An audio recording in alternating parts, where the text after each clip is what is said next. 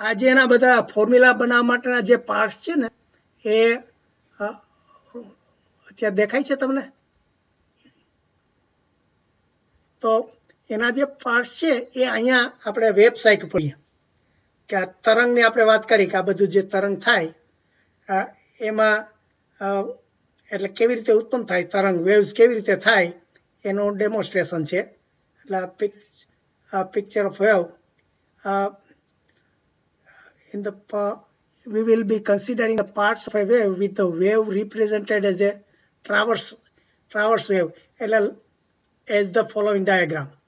એટલે આમાં શું છે કે તમે ધારો કે આમ દોરડું કે પેલું સાડી એમ પેલું ઝાપટો તો ખબર છે કે એનું તરંગ જતું હોય પાણીના મોજાની જેમ, પણ જે એના કણો હોય એ ઉપર નીચે મૂવ થતા હોય અને તરંગ હોય એને ડાયગનલી પેલા એક દિશામાં જતું હોય. એટલા માટે આને લંબ તરંગ કહે છે.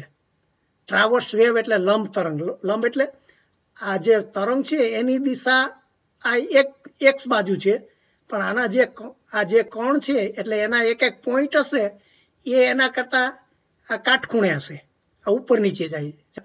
એટલે ટૂંકમાં આને બીજે ક્યાંય આગળ વધતા નથી પણ ત્યાં મૂવ થાય છે. આના બધા ત્રણ છે એ પણ એની લંબ દિશામાં થાય છે એટલે આને લંબ વેવ કહે છે આનું નામ. એટલે ટ્રાવર્સ વેવ એટલે લંબ તરંગ. ગુજરાતી એનું લંબ એટલે કાટખૂણે લંબાઈ. એટલે આમાં તરંગ છે એ એક્સ એક્સિસ ઉપર જાય છે, પણ આ જે એના આ બિંદુઓ છે એનું ડિસ્પ્લેસમેન્ટ કાટખૂણે થાય છે, એટલે સ્થળાંતર એનું કાટખૂણે થાય છે. એટલે આને ટ્રાવર્સ વેવ કીધું છે. Okay, in the above diagram the white line represents the position of the medium where no wave is present. This medium could be imagined as a rope fixed at one end a few feet above the ground, held by you at the other end. The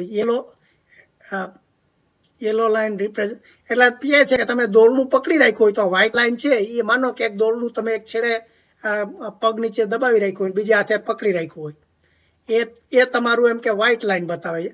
પછી the yellow line represents the position of the medium as a wave travels through it. We simply say that the yellow line is the wave. એટલે yellow પીળી line છે એ મોજું છે. એટલે ત્યાં આ જે મીડિયમ એટલે કે પાણી કે પછી હવા કે જે કંઈ હોય એનું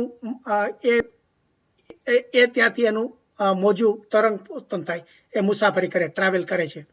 We simply say that the yellow line is the wave. If we consider the rope mentioned before, this wave could be created by vertically shaking the end of the rope. એટલે આપણે વર્ટિકલી આ જે white line છે એ દોરડું હોય અને એને ઊભું વર્ટિકલી આપણે શેક કરીએ તો જે તરંગ થાય એ યલો પ્રકારનું થાય. Often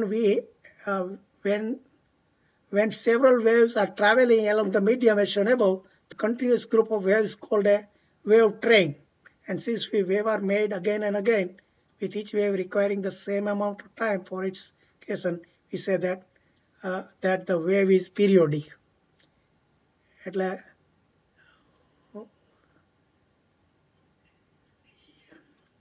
એટલે મને લાગે ઉભારો જોઈએ પેલામાં પછી પાછું જોઈએ કે પિક્ચર ઓફ વેવ થઈ ગયું. મને લાગે એમાં જ કન્ટિન્યુઅસ રહેતું હશે.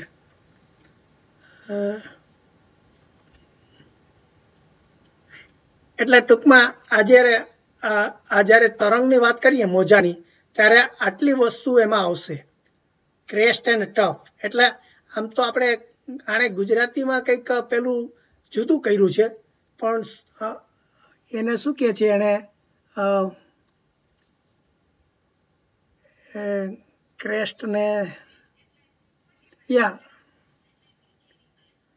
રાઈટ. એટલે આમ તો ખરેખર આપણે ટોચ અને ખીણ જો એવું નામ આપ્યું હોત ને તો વધારે એમ કે આ છોકરાઓને સમજાઈ જાત, પણ આ લોકોએ આના સંસ્કૃત શબ્દ છે એટલે કહું ને મને આ પેલું યાદ નથી રહેતું એનું.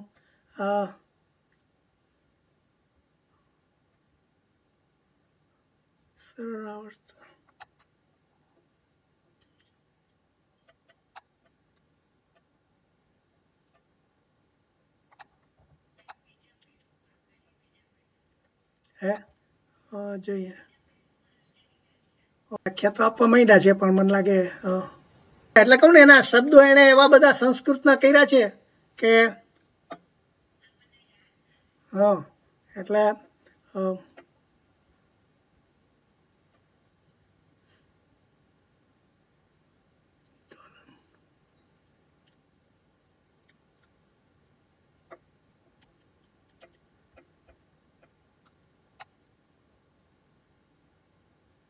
સરળ આવર્ત દોલનના સમતલ સાથી એક તરફના અધિકતમ સ્થાનાંતરને દોલકનો કંપ પહેલાનું તો ક્રેસ્ટ અને ક્રેસ્ટ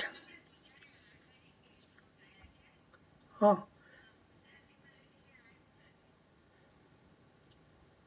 ગુજરાતીમાં આમાં ક્યાંય આવી જવું પહેલા તો